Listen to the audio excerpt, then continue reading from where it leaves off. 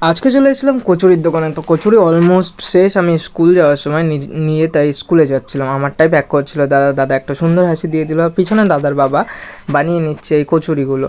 এখানে ছিল তরকারিটা সত্যি সেই লেভেলের হয় আর একটু ঝালঝাল হয়। প্রথমে তোমাদের লোকেশানটা দেখিয়ে দিই।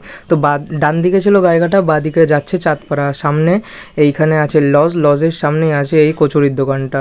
আর ওই পাশে আমাদের বাজার। তো বকচারা বাজারেই একটাই আছে কচুরির দোকান, যে কেউ বললেই দেখিয়ে দেবে। এখানে পুর ভরা হচ্ছে, এগুলো মেনলি ছিল নাকি ডালের পুর। তো ডালের পুর দিয়ে কচুরি, মানে সোজাসুজি বলা যায় ডালপুরি। তো বেলে নেওয়া হচ্ছে এইগুলোকে, আর বেলে সুন্দর করে ছেড়ে দেওয়া হচ্ছে তেলের মধ্যে এবার আরও কয়েকটা দিয়ে দেওয়া হলো। এবার এটাকে উল্টানোর পালা।